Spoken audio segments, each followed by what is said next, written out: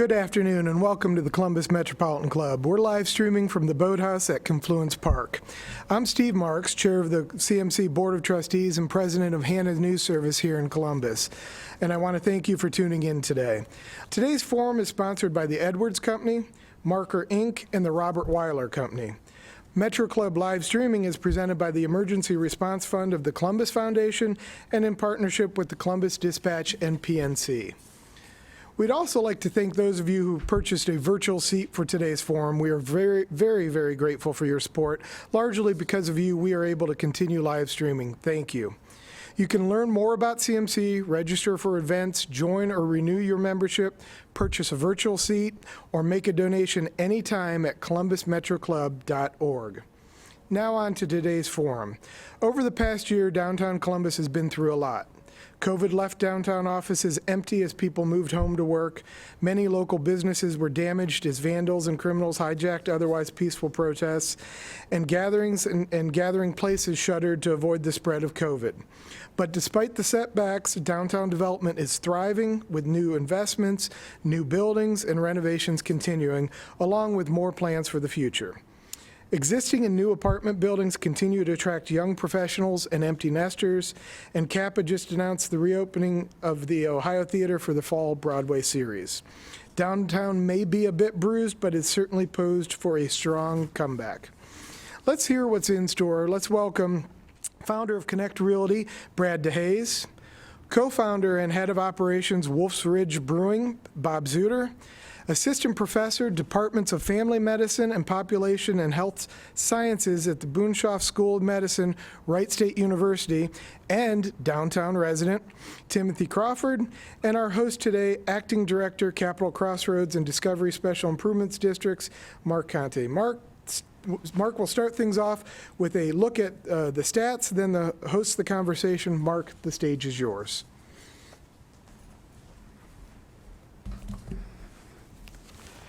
Thank you, Steve, and thank you to the Columbus Metropolitan Club for hosting the forum again this year. It's really an honor to be here. As Steve mentioned, I work for the Capital Crossroads and Discovery Special Improvement Districts in downtown.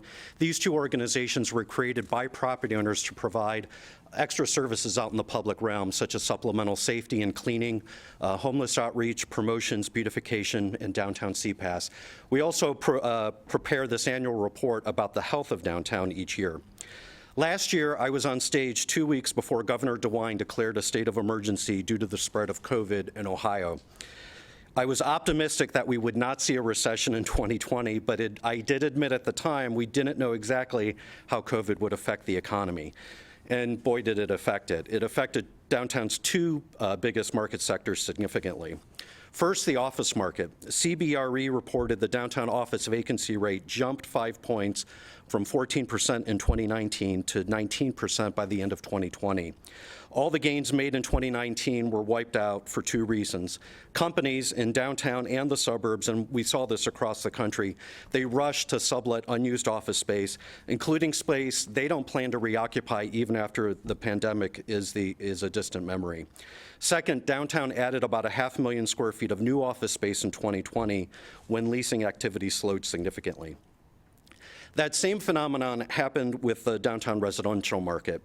Data from local firm Vote Strategic Insights shows that the apartment occupancy rate dropped 8 points from 94% in 2019 to 86% in 2020. A record number of units opened last year, 1,200. That's the most units that were added since 2013 when 600 units opened. Another 1,000 units will likely open in 2021. Now, filling those apartments would be easy, except for three forces have been working against it. First, fewer people moved. Bloomberg City Lab reports that there were likely 35% less moves than normal throughout the state of Ohio. Second, the George Floyd protests and the damage the first few nights caused many to rethink moving downtown, at least temporarily. These demonstrations and the message were extremely important for our community, but downtown is still recovering from some of the impacts. And finally, many of the amenities of downtown living, downtown's locational advantage, won't recover until the pandemic subsides. This leads to the really big question, what does the future hold for downtown after the pandemic? The short answer, COVID is a bump in the road and not a monumental shift. Though if downtown is ignored, that's not a guarantee. With each of downtown's market sectors, there are things we know and things we don't know, and I'll give you some examples. What we know, companies will still want offices and they still will want to be downtown, and it will be a choice location. What we don't know is how many people will permanently work from home or do a combination of home and office.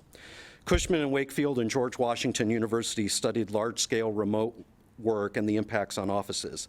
The high productivity we saw at the very beginning of the pandemic is starting to wane. Zoom fatigue is becoming a documented challenge.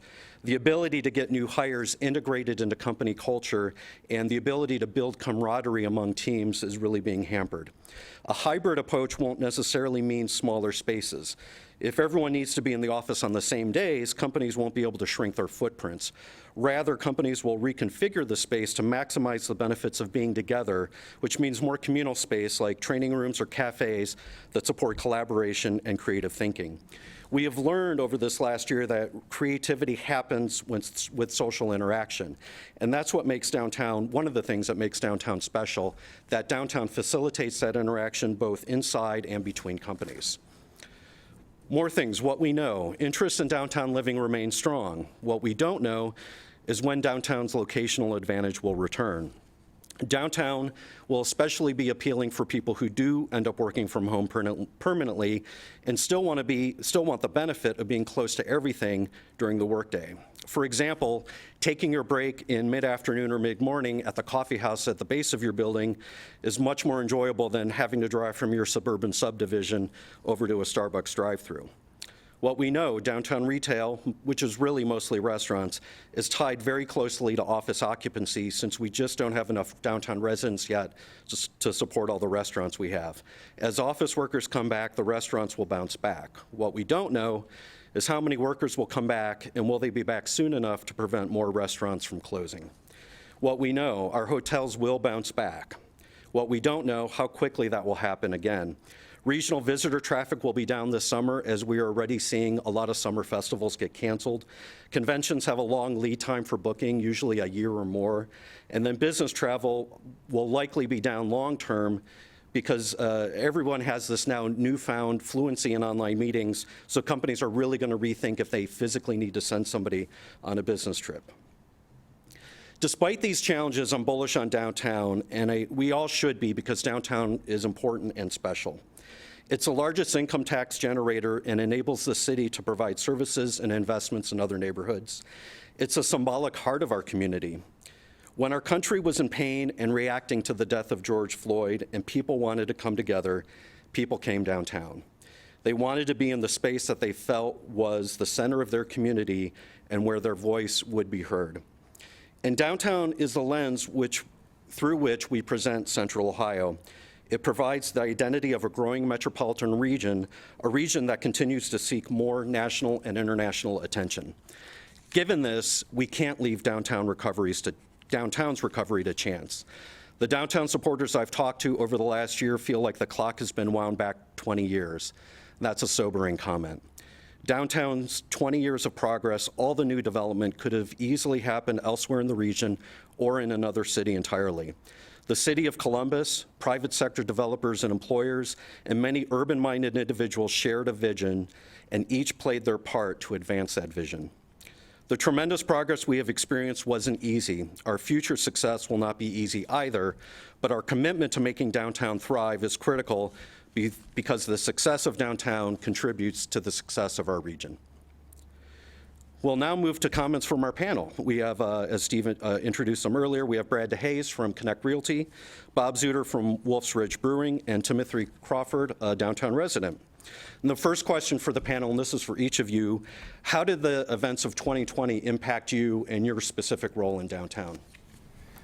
Well, thank you, Mark. I appreciate it. Thank you, Steve and Jane and Columbus Metropolitan Club and the Board of Trustees for putting this on. Adding focus to downtown for us on the development side is incredibly important, especially because, we're going into a warmer season. You know, I was listening to a 97.1 The Fan this morning, and I think Bobby Carpenter said it felt almost like Bambi, where you come outside and birds were chirping and the sun was up, and it started making me think of something we call the seasonal shift, and we see this in leasing a lot. And it adds, you know, a positive feeling, you know, going forward. And where we came from, you know, last year, and I'm thinking through to some of the low points in the conference calls that we had regarding downtown when we were just after the end of the protests. We were obviously right in the heart of COVID and going into the fall. PPP had been spent by many companies. Didn't know if a second round was going to come, and everything that we heard was this is going to get really, really ugly. And we look at it in development as, you know, we do all of our leasing typically on the residential side between April and September, and we try to pack as much in, you know, by August as we can. And it was really ugly. And I think right now, coming out of this, winter wasn't as bad as we thought it could get to. Now, I think I read some of the numbers in the state of downtown Columbus, the new report that you put out, and there was some office numbers that were a little concerning in the fourth quarter. But it appears to me that I think a lot of those are from the subleases that were put out there, that a lot of office tenants were just generally putting up their space for sublet, and that floods the market availability, so kind of skews the numbers a little bit. But on the overall, going into summer, new projects, I mean, we're incredibly bullish. We talk more about that in a bit, but there's a lot of great things happening. Other developers, some of the big boys in town are putting up very large buildings, and that's positive, you know, for all of us that are in the space, and we look forward to big things coming around the corner. Yeah, thank you for having us. 2020 was definitely hard for the restaurant downtown specifically. You know, you probably can imagine, but downtown does really well with convention traffic, tourism traffic. Obviously, with that going away, things were quiet in early March, and we kind of saw the writing on the wall that things were going to, you know, be shut down. So for us, we kind of shifted into innovation mode and said, well, what can we do to, you know, continue operating? That was the biggest thing for us, is we wanted to maintain as much staff as we could for as long as we could. So we shifted to delivery service like a lot of other breweries did, moved into the third-party purveyors or third-party delivery services, Uber Eats, et cetera. Set up our own to allow for our staff to continue to deliver food throughout Central Ohio. And you know, that first week was probably the hardest of my entire life. Not only you know, to try to, you know, adapt a business that you know, 75% of which was gone overnight when the restaurant was shut down, but you know, at home with you know, my wife working and you know, our two kids, what to do there. So it was really tough, but our staff, you know, who I can't say enough about, really adapted well to this and allowed us to kind of keep going, keep that business operating, so that, you know, there was light at the end of the tunnel as we continued on. There were certainly some pretty low points as things continued. You know, the protests downtown were actually a rallying point, I think, for our business and our staff. You know, it gave us an opportunity to really connect with the community.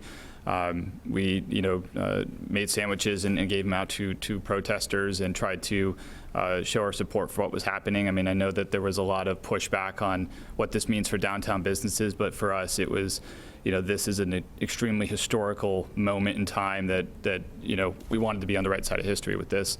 So, you know, that was good for our staff. That was, you know, good for it was needed for the community to, you know, show that. And then, you know, as we went along, you know, as Brad alluded to, the PPP money didn't do much for us as a restaurant business. We were on a call early on with Congressman Stivers, who, you know, point blank said that this was not well designed for the hospitality business, and that rang true. So it didn't do much for most restaurants. You know, I think that people need to understand that, is, you know, especially small businesses. We struggled early on, and the PPP didn't carry us too far. So we were waiting for something, you know, which has come with the second draw option in the December legislation that passed. So that is encouraging. For our business, it's allowed us to really know that we'll get through this. So we're now kind of transitioning to how can we best be positioned, how can we, support downtown as best as we can, in 2021 and beyond. So we're, shifting to excitement at this point. There's obviously things we know could change on a dime, so we're still cautious, but we're definitely trying to put 2020 behind us and look towards the future right now. Hi, yeah, so I am serving as the downtown resident here, but what COVID did, so obviously I don't work in the city, but I live downtown, so COVID kind of forced me to come back and work and live at the same time. So it was a little bit difficult with the shift and, leaving for work and coming home, but we dealt with it. And so I will say, it was kind of interesting being stuck at home and not being able to see, crowds walking up and down on a Saturday night because we were all locked down. I will say that I was proud of my city in Columbus, especially during the protests of George Floyd, seeing everybody come downtown to support the movement. I saw a lot of people in our building as well as other buildings close to us with signs saying, "Say her name, Breonna Taylor, George Floyd." So it really made me proud during this time. I know it was during the time of COVID, but it was a time that everybody came together, and I was really excited to see that, downtown Columbus was coming together for this specific cause. So I take that as a positive for this year, even though 2020 has kind of looked as the bad year that we want to get over. But for me, it was kind of one of those shining moments that I thought the city came together. And so I hope that also shed a light for those who were hesitant to come to downtown because of the protests, but looked at it as like we were a community coming together to fight this injustice. I want to talk a little bit more about that, and not that I live and die by what gets posted on message boards, but given some comments I've seen on message boards and people I've talked to, I've gotten this impression that there's a lot of people who aren't coming downtown right now or haven't been downtown in a year or more that feel that downtown is now unsafe, whether it's because of the protest or we do see an increased amount of people just in need out on the streets as well. So have you noticed a change in the reality of how safe it is to be downtown? I'll take just to start on that. Yeah, no, not at all. I think that it's extremely safe. Especially in our pocket, which is kind of northeast downtown. We see, the Special Improvement District folks moving around. There's activity. It's certainly much quieter, but even during the protests and even the stuff that happened post January 6th. We never closed our business. We did on occasion close down early if we felt like things were, coming closer, and it was always our staff. We never cared about the building itself. That stuff's replaceable. But, we've always felt that it was important to make sure that, we stayed open to show, this is downtown. Like this is our city. We are going to be here, and I think that the rest of the public has continued to come out, and it feels just as safe as it did, 2019. So there was a point in time when we thought that it wasn't safe, and I was on the call with Marc and his team, and city officials and police commander. We dealt with some things downtown that some of the people in the space in the nonprofit world, if you weren't down there, you really wouldn't understand what they had to deal with. We had, the homeless shelters had to separate because of COVID, and at the same time of when we don't have enough homeless shelters right now as it is, and the YMCA had obviously stepped up, housed homeless there. That helped on one end, but then what it did also is it created some other issues like unforeseen consequences.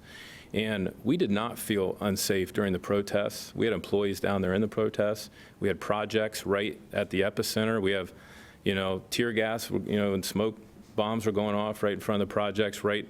And our workers did not feel unsafe. For the most part, the protests, from a business perspective, were peaceful.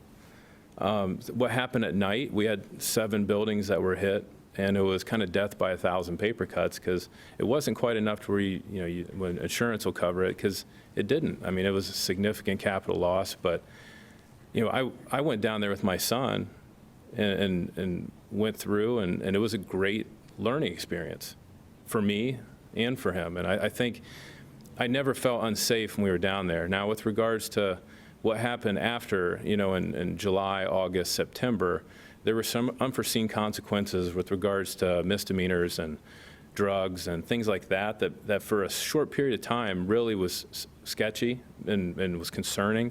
And one of the things that we dealt with during that time was, as soon as we had a problem, we had the Special Improvement District, Capital Crossroads, available, calling the police commander, calling city officials, having conference calls.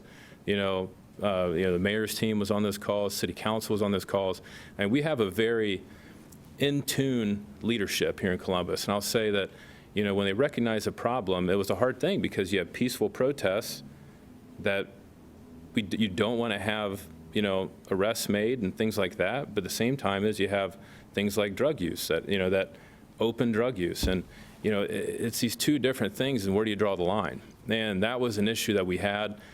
But over a period of 8 to 12 weeks, it was addressed. And I was, honestly, it made me feel significantly more confident. And I think that's what you said, Bob. And I think, I was happy. I was really proud of our city. I think, Tim, that's what you said was, we live in a very unique place, and downtown Columbus is the reason that the Mid-Ohio Regional Planning Commission's area has been so attractive, and we've seen so much success over the years, is because people make a decision to move to Columbus in contrast to other cities, mainly because of the urban vibe and because of downtown.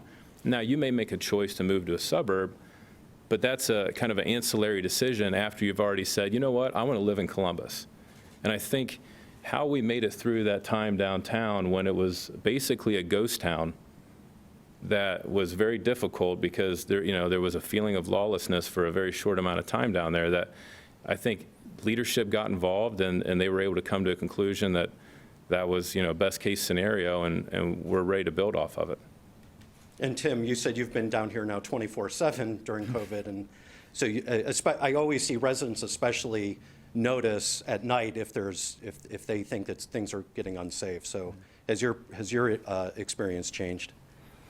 Yeah, so during the protests, it was kind of interesting, because it was something happened that technically we haven't been used to. So like the whole idea of the protest and understanding that, and kind of what Brad was alluding to, kind of aside from the protest, a lot of things that were happening that were completely unrelated to the protest, of people doing things that they shouldn't have been doing.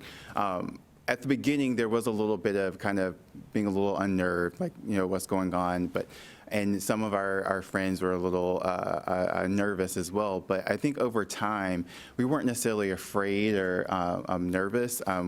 We knew, like Brad was saying with Sid helping out, we would reach out to them to say, okay, there's some activity going on. Can we get some help with that?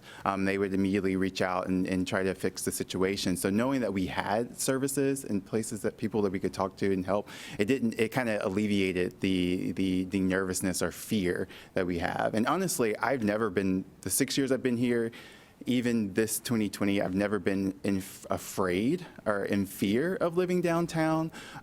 It's never crossed my mind, especially thinking like, oh, I'm so afraid that I can't even leave my home.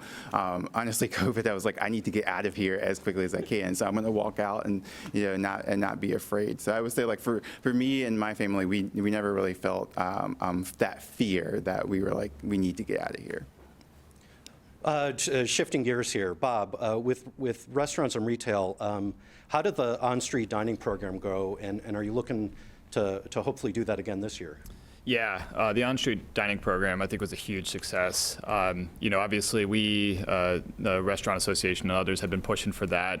I applaud the city for making sure that they took their time on it and had it right and we were doing it at the right time. There was a much larger story, i.e. the pandemic, that needed to be addressed before we went forward with this. So, but when they did, as Brad mentioned, like the collaboration within the city was, fantastic. We'd experienced that before. We had the chief building official come down and help us out with a wheelchair accessibility ADA issue years ago, and we've always been pretty supportive of their willingness to jump in and help out with businesses, and I think this was a great example of that. They got the right people on the phone. They said listened to restaurants and bars and said what did what needed to get done to make that happen. So we've been in contacts, and it sounds like this is something that's going to come back. So we're really, really excited about that. We would certainly advocate this to be a thing that happened forever. I think what we saw was, downtown has been very quiet, as we all know. And when they started the on-street dining program, it was just a injection of energy, safe, distanced energy in this quiet pocket of downtown. And we kind of figured that downtown is typically quieter in the summertime anyways. I mean, you can look at any surface lot and see how fewer cars are there, in June, July, August, as compared to the rest of the year. So we would love to see this be a thing that was happening every year, because I think increasing access to al fresco on-street dining would be a great look for the city. Obviously allow for more people to be downtown, and then everything else that comes from that. I think it's a really good program. So. Yeah, I've seen a lot of that with our peer cities, that the whole slow streets movement of trying to reclaim more space for people as opposed to cars has really taken off during COVID. And yeah, I hope we keep making progress over the future years.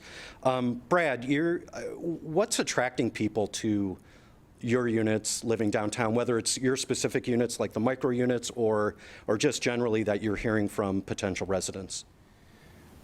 So every year you have, typically you have your turnover in the spring and summer, and you're hoping to have net gain in your occupancy. With our micro apartments, is what you're talking about. I think we have those down on 4th Street, in that block right there with Hadley's and Mikey's Late Night Slice, and those apartments, they kind of prove, an economic argument as to where there's not enough affordable housing downtown, and it's not an easy solution. We have this. I mean, every metropolitan area has the same issue, and it is larger than just a downtown district, but. With that, I think it's a price point. It's a very good, clean product at a very attractive price point. And when people are just moving to town, you typically navigate towards the urban environment, especially if you're coming from another metropolitan area. It's a little bit intimidating, to some people, maybe Midwesterners, to hey. I'm from a rural environment, and when I moved here, I thought, ooh, I don't know if I could do downtown. And then once I lived down there in the Brewery District, I said, I love this place. And I think people go through that natural, process. And with us, we get a lot of people that first move to Columbus, test out one of these apartments, and then they'll move on to maybe a larger apartment. And I think that's what we're getting a lot of. It's not so much of people that are just renting and staying, but people are moving around. People are getting comfortable. They're finding out what neighborhoods work for them. We have a couple great entertainment districts. I think Bob's Brewery is obviously fantastic. I mean, Penn's is open right there across the street. If you go down there, you can park in the parking lot right across the street, pay the machine. That works out well. But down on the other end on 4th Street, you have Mikey's Late Night Slice, you have Hadley's, you have Pecan Pennies and the Walrus. These little areas are popping up. And that is typically where people start to migrate to, is they may not want to live right above all that action, but they'll live a block or two away because at the end of the day, you're a short walk to happy hour, you have coffee shops that you can access, and that whole thing we talk about, walkable environments and walkable communities, which is what developers strive for, especially in suburban markets. That fabric is they're they're trying to implicate what you get downtown naturally, and downtown offers it. You know, you can hit multiple districts downtown, and you can live in between them. And you don't have to only hit your watering hole or your restaurants that are right there on your strip. You can walk 6 more blocks the other way and hit another one. And I think that's the appeal. And as downtown repopulates, some of the new retail users that are coming into downtown, I think are going to be able to drive it, because what's new typically drives new interest and demand.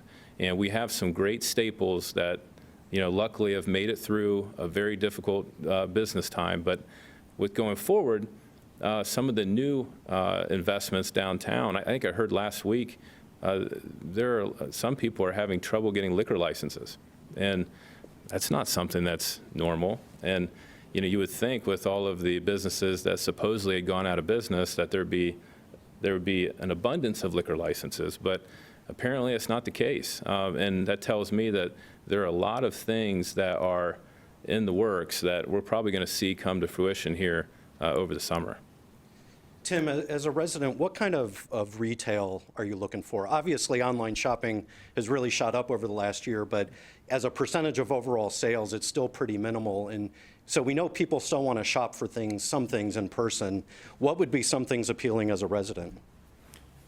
Yeah, so for me, my husband and I have kind of discussed this as well. Things like, obviously there are grocery stores on the periphery of downtown.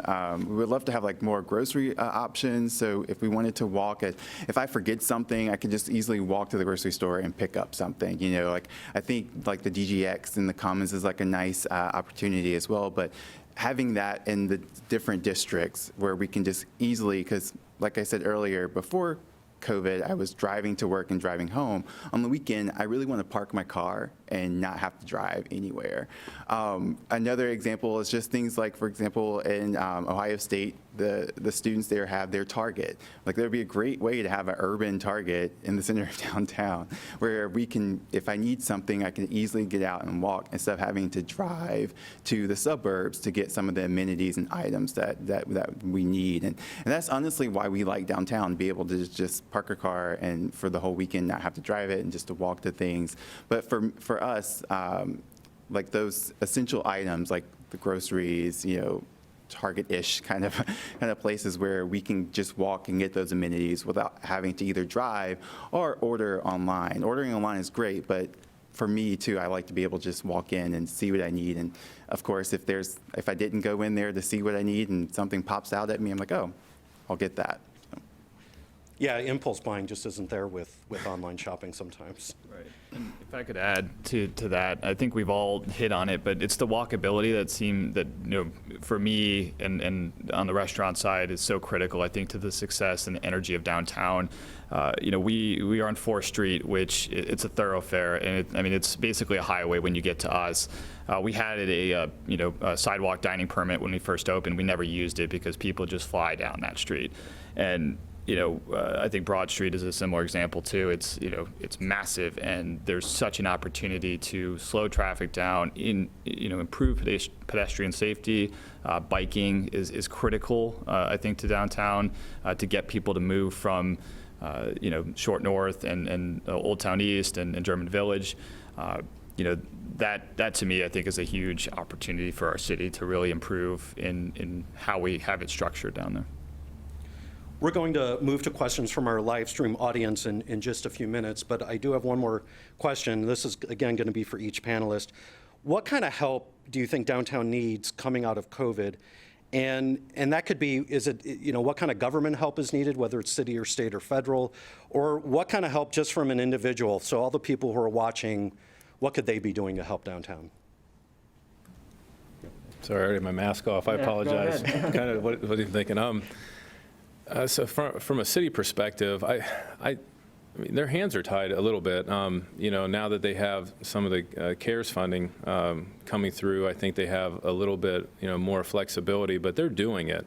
And I don't know if everyone's aware of it, but they put out restaurant grants. Now, I understand that, when problems could be in the hundreds of thousands of dollars, $10,000 to $30,000 could be, maybe seem as, not such a big thing, but we have some hospitality businesses downtown, and we'll take what we can get. And I think that, to be honest with you, coming out with that second round of that is a big deal. And they've stepped up, and that's supposedly is coming. And I think, that's really at that level is something that is unexpected, because we typically think pandemic, well, that should be federal dollars, federal.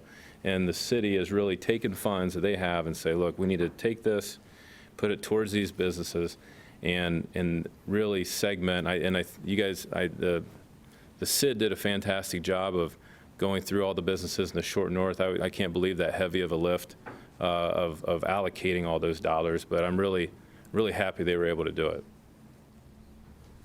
Yeah, for us, that's just it. I mean, a lot of the grants and things like that at the local level aren't for us, and I think that that's the correct action, because I think we are through some other legislation that's passed at the federal level are benefiting more from PPP. If we had higher payrolls prior to the pandemic, we're getting more money than a lot of smaller businesses are.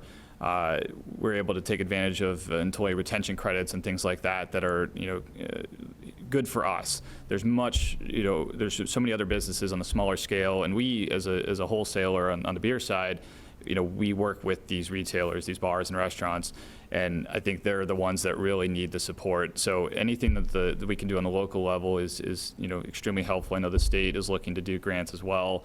That is all going to be very helpful. But at the end of the day, it's our community. We really need our community support to come out, eat at the bars and restaurants, and if you're not comfortable with dining in yet, just take out, delivery, anything that's available through your local, restaurants and bars and small businesses. Our sales manager put it, well, in that you want to water the plants you want to keep, so go to the coffee shop that you want to see in 2022, go to the restaurant that you want to see in 2022. We at Wolf's Ridge are working with a couple other small businesses to kind of do a grassroots Columbus, Without Us campaign. And I think, we're hoping that this helps just continue to reinforce the importance of community support, because that has been carrying us and a lot of other small businesses through this. And it's really going to be important until that convention and tourism traffic come back. And from a resident standpoint, I think one of the things that I could do, we could do, others could do, is just continue to support downtown and be a voice of support, hyping up the city. So my husband and I, when we have friends pre-COVID that lived outside the city that wanted to hang out, we kind of call ourselves downtown snobs. So like, you come downtown, we're not going to come to you. So just kind of getting people to come downtown and realize how great the city is, and that downtown will bounce back after COVID. And I think just being innovative. So like Bob talked about the places that are now, having outdoor dining, which I think is a great opportunity, not just because of COVID, but I think just being able to eat outside is kind of a cool thing. And so being innovative with that and hyping up the city, I think will be great for moving forward. There's one other item I wanted to point out. If anyone who's watching could participate, it'd be really helpful, is to ask some of the I think at the state level, I saw a few state buildings still had boards up. Anybody that has boards up right now, I think it would really help if we could get those down. Now, I'm someone that has boards up on one building still, because we're getting ready to redevelop it here starting in the next couple months. But it really does, when you drive through downtown. We've had some people from out of town in, they say, is there something going on here? And then we say, no, that's from the protests, back, over the summer. And why are the boards still up? And I don't really have a great answer for it. And I think it's something to where perception is reality. And we know we have a safe environment downtown, but sometimes, just out of protection or just haven't got around to it yet. But if we could make a conscious effort of just trying to get those boards down, I think it would really just help the overall good. And I'll put in my own personal plug that, for all those downtown workers who haven't been to your favorite lunch spot in a year, they would love to prepare a takeout order for you. So come on down, call them up. I know Palmo and D at Cafe Napolitana are ready to do pizzas for you. So it is CMC's tradition to take audience questions. James Scott from CMC is curating questions from the live stream audience. What's our first question? Well, we have lots of questions. Some have already been discussed, so I'm going to go to the ones who haven't. Debbie Holmes from NPR News, WSU Public Media. What worries you the most about the future for downtown? Vaccines are here, protests are over. What's on your mind? Is that from? Yeah, Good. I'll just, for me, you know, I think what Brad just said, it's the, you know, perception of downtown, it's the energy. We need that back. We need people to be excited about it. I think, you know, it's been kind of roughly discussed here, but downtown is so critical to the success of the region. And it's, you know, it is the core of it. It's where people, when they come into Columbus, you know, for a convention or for vacation or whatever, they're going to us first. We're seeing that because, you know, we participate in the Ale Trail, and we, by far more than any other brewery, have more stamps, and we give away more books. So they're coming to us, and we're sending them throughout the city. And that energy is so critical because, you know, if they first step out of their hotel room and they see what it's like right now, that's not a pretty sight, you know. So I think continuing to just be excited about downtown, make sure it's a priority for us as a region, is really, really important. Melanie Korn, president of CCAD, says work will be more hybrid, prioritizing face-to-face work for creative collaboration and strategic work. How can downtown change to support these changes? So I personally don't have a huge issue. I mean, we have a lot of office space, especially, you know, downtown, but at the same time, as work from home is something that it has appeal, obviously, to a certain amount of employers, you know. I don't mind if you work from home, just live downtown. Live downtown solves the problem. And I think, you know, if we can push that, I mean, it's not a huge issue, but in reality, Brent Crawford made the statement of, you know, I think 2 years from now, that he could see the headlines reading, you know, work from home is dead. I'm subscribing to that thought, to be honest with you. I mean, we've gone through it, and I think, you know, we could have these hybrid workplaces, but I think having an office is a strategic advantage for employers. And when you're recruiting talent, and you want to have, you know, culture, it's very difficult to establish and create culture, especially for a startup when you're working from home. And I think that's a critical thing. So hybrid could occur, and that's okay. You know, a hybrid could occur, and I think, you know, there's more seasoned and tenured employees, I think, probably would desire that, you know, maybe employees of families. But I know this, when I was at home, the first 2 weeks, and we have around 200 employees, so we're not a large employer by Columbus standards, but we have enough to know that what we're doing is either good or bad. And when we first started work from home, I was excited because I thought, well, wait, I get to set in on calls on management, I get to set in on calls on construction, I get to set in, and all these employees I never really was able to interact with previously, I'm able to see them perform, and it was a great thing. And then about 6 weeks later, I found that other appointments got back in the way, and then I was missing calls. And then eventually you have this concern of, you know, as my family was asking me to do things, we were staying at home, I had concern, if I have the company and I'm thinking about maybe fitting in a workout or going and taking my kids to the pool middle of the day, it's kind of, I don't know if you know, my employees would be disciplined enough if I can't do it, you know. And then I started thinking, wow, is this the new normal? Are we going to have literally, you know, am I going to have to wonder if my employees are actually working? And I think that, I guess, general paranoia, you know, kind of fit. And when we were able to go back to office, we went back. So I think it's, for the next couple years, we're going to have to consider it. A hybrid is a possibility. I don't think we have to, you know, there are changes in how to design offices, but I really think that the path that offices were taking with large communal areas where people could have flexible working environments and not just, you know, structured, separated office spaces, I think it'll be back. We have to have faith in vaccines. We have to have faith in medicine. I think it'll be back, and people need people. And that's how you develop company culture. So I think that'll come back, and we'll see these trends continue that were pre-COVID. Doug Buchanan from Business First wants to ask you, Brad, any changes to the trolley barn or other projects because of changing trends from the pandemic? Pandemic, no. Trolley Barn almost didn't happen because of the pandemic. We literally closed it on Friday before the order to shut down. So if it would have been 1 week later, it wouldn't have happened. There's no way. It was like aligning the worlds to get that deal to close. And right now, it's looking great. Columbus Brewing Company their building's absolutely phenomenal. The East Market, Butcher and the grocer is making a huge dent over there in that market. We're excited. It's happening. It's going to be better than we initially planned. I mean, I'm really excited. With regards to Municipal Light Plant, we lost a tenant, but we filled it, and I think we have maybe 12,000 square feet left to lease in there. But there's a stadium across the street, and how that looks is phenomenal. I was lucky enough to get through that last week with the Crew's leadership, and it's an NFL caliber stadium.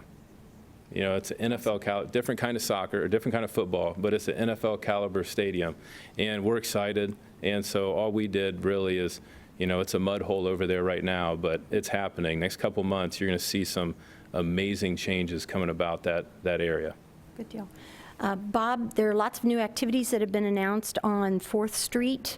The synergy there, is that going to help you? Are you concerned about the traffic, as you said, being such a thoroughfare up 4th?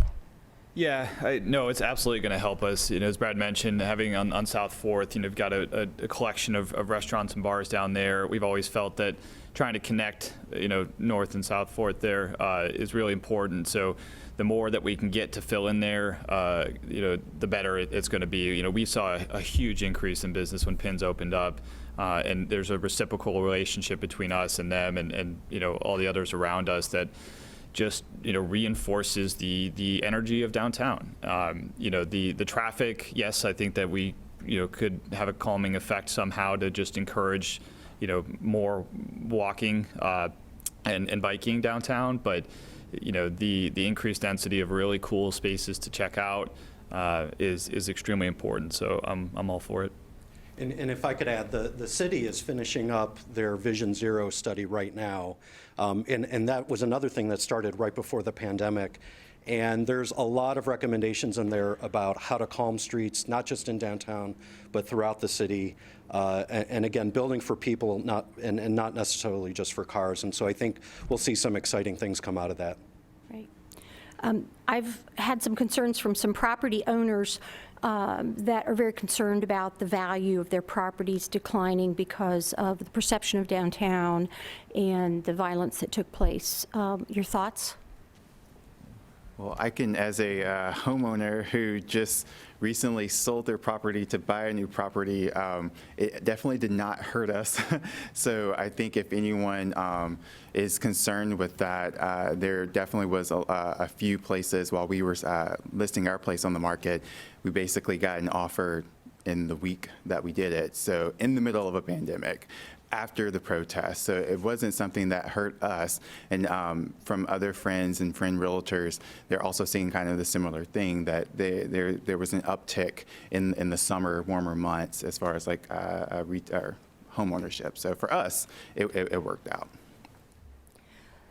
Do you see the shift from some of the larger cities because of potential hybrid working or work from home benefiting mid-sized cities like Columbus? Absolutely. We had a call, I think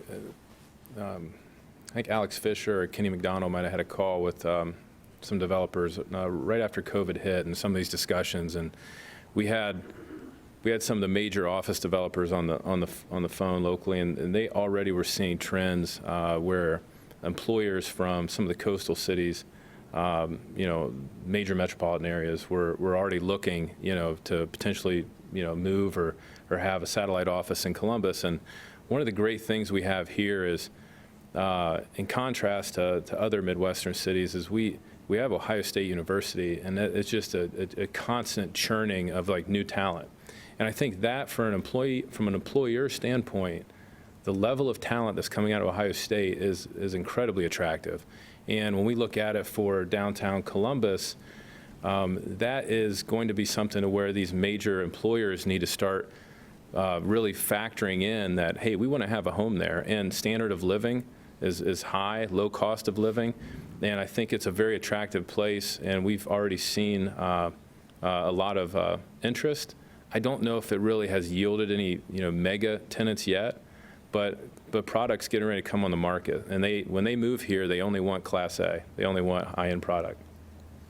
Yep. I can add to that actually too. So I went to Ohio State. I studied finance and graduated in 2007. I remember before I graduated, I talked to a real estate professor, and because I was interested in living in an urban environment, and I said, what's it going to take for Columbus to really improve that? And something that he said was, it is the core of the city, and it needs to connect the Short North and German Village and all these other areas of the city. So I moved to Chicago, and my dad and I started talking about doing this, and came back, and that continued to come back to my mind. And that's one of the reasons that we wanted to be downtown. And we set up shop there because we knew that for us to, you want to be the change you want to see. And we wanted to build a really, solid core. And I think that continues to be extremely important. So Richard Needles from Productive People Strategies asks, how can downtown high-end residential development be balanced with residential development for low or moderate income citizens?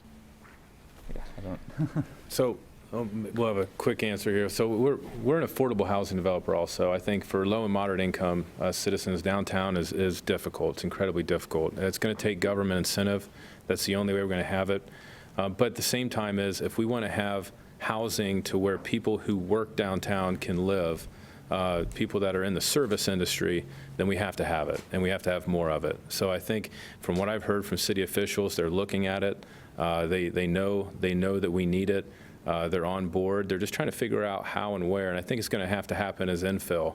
So some of these big vacant office buildings and things, dinosaurs, I think that's a great chance to repurpose, and we need to do mixed income housing. It can't just be a tower of low income housing, and I think everybody's getting that, because that creates economic mobility and is a deterrent to generational poverty. So I think that's what you're going to see coming up here in the next few years. Excellent. I hope you enjoyed today's forum. As someone whose business has been located at Broad and High for 35 years, I'm very interested in a thriving downtown, and I'm very bullish on it. I just signed another 10-year lease. So our forum next week features Columbus Health Commissioner Dr. Mashika Roberts and a panel of health experts as we explore COVID vaccine issues and getting shots in arms. As we conclude, let's thank today's sponsors, the Edwards Company, Marker Inc., and the Robert Weiler Company. And thanks also to the Emergency Response Fund of the Columbus Foundation for presenting our live streaming in partnership with the Dispatch and PNC. And thanks once again to our online virtual seat patrons. We really appreciate it. A special appreciation to our speakers. We couldn't do this without you.